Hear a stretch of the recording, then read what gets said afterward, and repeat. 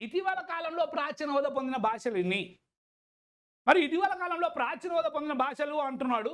అసలు ఇటీవల కాలంలో ప్రాచీన హోదా పొందిన భాషలు అంటే 2024లో అక్టోబర్ 10న ఎన్ని భాషలు అంటే 5 భాషలకు ప్రాచీన హోదా వచ్చింది. ఇటీవల కాలంలో అంటున్నాడు. మొత్తం ప్రాచీన హోదా పొందిన భాషలన్నీ అనలే. మొత్తం ప్రాచీన హోదా పొందిన భాషలు అన్నప్పుడు 11 వచ్చింది. ఇటీవల కాలంలో అన్నాడు. మరి ఇటీవల కాలంలో ప్రాచీన హోదా పొందిన భాషలు 5. ప్రాచీన హోదా అంటున్నాడు. ఒక భాషకు ప్రాచీన హోదా ఇచ్చేది కేంద్ర ప్రభుత్వం. కేంద్ర ప్రభుత్వం.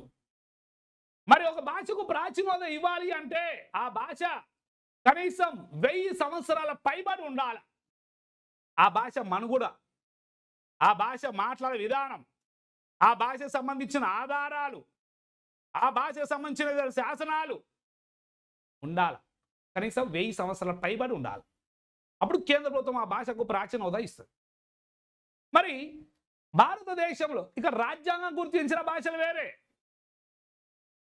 ఇవి ప్రాచీన హోదా పొందిన భాషలు వేరే అని చెప్తున్నాను. రాజ్యాంగం గుర్తించిన భాషలు మనం 8వ షెడ్యూల్ గురించి మనం డిస్కస్ చేసాం, క్లాస్లో విచారిస్తాం. కానీ ఇక్కడ మనం ఏమంటామంటే ప్రాచీన హోదా పొందిన భాషలు అంటున్నాం. భారతదేశంలో మొదటిసారిగా ప్రాచీన హోదా పొందిన భాష ఏది? భారతదేశంలో మొదటిసారిగా ప్రాచీన హోదా పొందిన భాష ఏదేమంటే తమిళం. తమిళం ప్రాచీన హోదా పొందిన మొదటి భాష తమిళం 2004లో.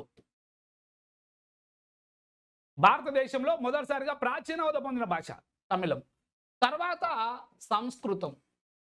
సంస్కృతం 2005. తర్వాత తెలుగు, కన్నడం. ఈ రెండుకి ఒకేసారి ప్రాచీన హోదా వచ్చింది 2008లో. తెలుగు భాషకు ఎప్పుడు ప్రాచీన హోదా వచ్చిందంటే 2008 అని చెప్పాలి. నెక్స్ట్ ఆ తర్వాత మలయాళం. మలయాళం 2013. తర్వాత ఒడియా. ఒడియా 2014. ప్రాచీన హోదా పొందిన భాషలు ఇంతకుముందు ఇలా ఉండేవి. మరి ఇక్కడ ఏమంటున్నాడు? ఇటీవల కాలంలో ప్రాచీన హోదా పొందిన భాషలు అంటున్నాడు. ఇటీవల కాలంలో ప్రాచీన హోదా పొందిన భాషలు ఎన్ని ఏమంటారంటే 5. ఏంటివి అవి? 1